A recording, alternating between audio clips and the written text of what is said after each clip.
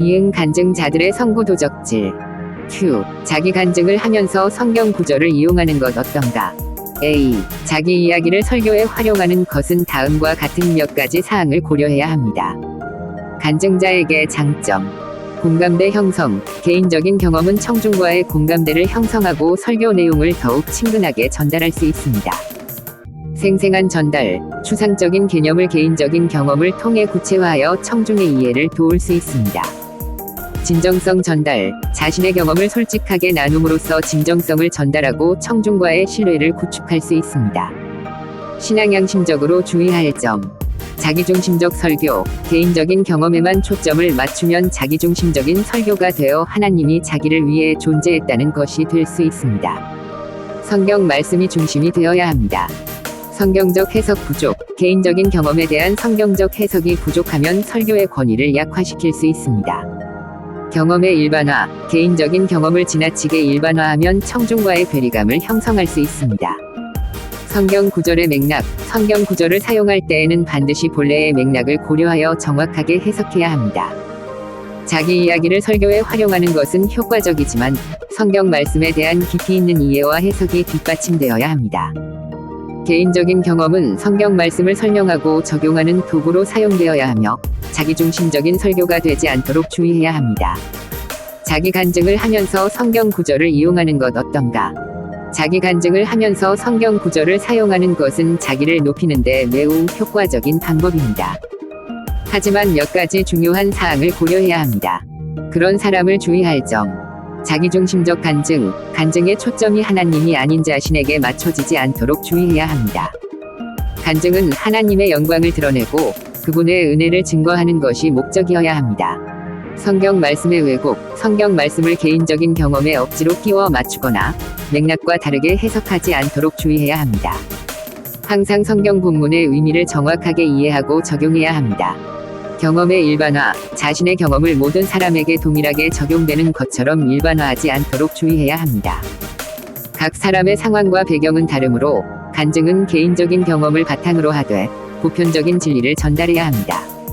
간증의 목적. 간증은 단순히 자신의 이야기를 전달하는 것이 아니라 하나님의 사랑과 은혜를 증거하고 청중에게 믿음을 심어주는 데 목적이 있음을 기억해야 합니다. 성경 구절 활용 방법. 간증의 주제와 관련된 성경 구절 선택. 간증의 내용을 뒷받침하고 메시지를 강화하는 성경 구절을 선택합니다. 성경 구절의 맥락 설명. 성경 구절이 기록된 배경과 의미를 설명하여 청중의 이해를 돕습니다. 개인적인 경험과의 연결. 성경 구절이 자신의 삶에서 어떻게 실현되었는지 구체적으로 설명합니다. 청중에게 적용. 간증과 성경 말씀을 통해 청중이 삶에 적용할 수 있는 교훈을 제시합니다. Q. 성경이 사람을 해석해야 하는 것과 사람이 성경을 해석하는 것. A. 성경 해석은 오랜 역사를 가진 복잡하고 다양한 주제입니다. 크게 두 가지 관점, 즉 성경이 사람을 해석해야 하는 것과 사람이 성경을 해석하는 것으로 나누어 살펴볼 수 있습니다. 1. 성경이 사람을 해석해야 하는 것. 성경 중심적 관점. 의미. 이 관점은 성경을 하나님의 말씀으로 절대적인 권위를 가지는 것으로 여깁니다. 따라서 성경의 가르침과 원칙이 인간의 삶과 사고방식을 판단하고 결정해야 한다고 주장합니다. 즉, 인간은 성경의 기준에 따라 자신의 삶을 해석하고 평가해야 한다는 것입니다. 특징. 성경의 문자적 해석을 중요하게 여기는 경향이 있습니다. 성경의 권위를 강조하며 인간의 이성이나 경험보다 성경의 가르침을 우선시합니다. 보수적인 신학적 입장을 가진 사람들이 주로 지지합니다. 2. 사람이 성경을 해석하는 것. 인간 중심적 관점. 의미. 이 관점은 성경을 역사적, 문화적 맥락 속에서 이해해야 한다고 주장합니다. 인간의 이성, 경험, 지식을 통해 성경을 해석하고 그 의미를 현대사회에 적용해야 한다고 봅니다. 즉, 인간은 자신의 상황과 관점에서 성경을 이해하고 해석할 수 있다는 것입니다. 특징. 성경의 역사적, 문화적 배경을 고려한 해석을 중요하게 여깁니다. 인간의 이성, 경험, 지식을 활용하여 성경의 의미를 탐구합니다. 진보적인 신학적 입장을 가진 사람들이 주로 지지합니다. 두 관점의 균형. 두 관점은 상호배타적인 것이 아니라 상호보완적인 측면이 있습니다. 성경의 권위를 존중하면서도 인간의 이성과 경험을 통해 성경을 이해하려는 노력이 필요합니다. 성경 해석은 개인의 신앙적 경험과 공동체의 신학적 논의를 통해 지속적으로 발전해 나가야 합니다. 성경 해석의 중요성. 성경은 다양한 시대와 문화를 배경으로 기록되었기 때문에 올바른 해석 없이는 그 의미를 제대로 이해하기 어렵습니다. 성경 해석은 개인의 신앙 성장과 사회적 책임 의식을 함양하는 데 중요한 역할을 합니다. 성경 해석은 다양한 신학적 논쟁과 사회적 이슈에 대한 해답을 찾는 데 도움을 줄 수 있습니다. Q. 조직신학과 성경신학의 차이점. A. 조직신학과 성경신학은 모두 기독교 신학의 중요한 분야이지만 접근 방식과 연구 대상에서 차이가 있습니다. 1. 조직신학. 연구 대상, 성경 전체의 내용을 체계적으로 정리하고 기독교 교리를 논리적으로 설명하는 것을 목표로 합니다. 접근 방식, 성경의 다양한 구절들을 종합하여 하나님, 인간, 구원, 교회 등 주요 신학적 주제들을 중심으로 교리를 체계화합니다.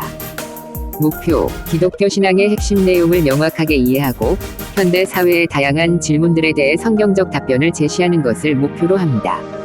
2. 성경신학. 연구 대상, 성경 각권이 역사적, 문학적 배경을 고려하여 본문의 의미를 해석하고 성경 전체의 구속사적 흐름을 파악하는 것을 목표로 합니다. 접근 방식, 성경 각권이 저자, 기록 시기, 대상 독자, 문학적 특징 등을 분석하고 성경 전체의 역사적 맥락 속에서 각 본문의 의미를 해석합니다. 목표, 성경 본문에 대한 정확한 이해를 바탕으로 하나님의 계시가 역사 속에서 어떻게 점진적으로 나타났는지 밝히는 것을 목표로 합니다. 주요 차이점. 연구 초점, 조직신학은 교리 체계화, 성경신학은 본문 해석 및 구속사적 흐름 파악. 접근 방식, 조직신학은 종합적, 논리적 접근, 성경신학은 역사적, 문학적 접근.